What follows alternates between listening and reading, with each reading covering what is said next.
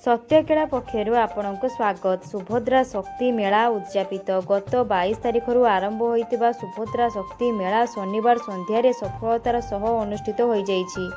उद्यापनी उत्सव अवसर में मान्यवर सांसद श्री प्रताप चंद्र षडंगी मुख्य अतिथि भाव जोग देइथिले।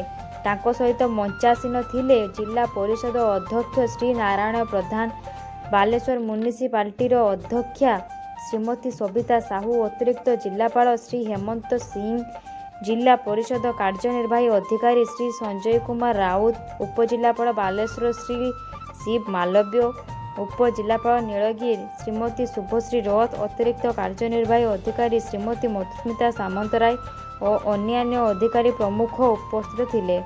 ओरमास और मिशन शक्तिर तथ्य अनुसार 8 दिन मध्य 2 कोटी टंकार अधिक वाणिज्य संपन्न होइतिबार जणा जाइछि। शेष दिन में युव बैंड को सुंदर संगीतानुष्ठान दर्शक मानक आकर्षित करथिला। मेलाटी जिलार महिला स्वयं सहायता गोष्ठी और ग्रामीण उद्योगी पाई एक सफल मंचर सृष्टि करि पारिछि बोली अतिथि माने मत प्रकाश करथिले।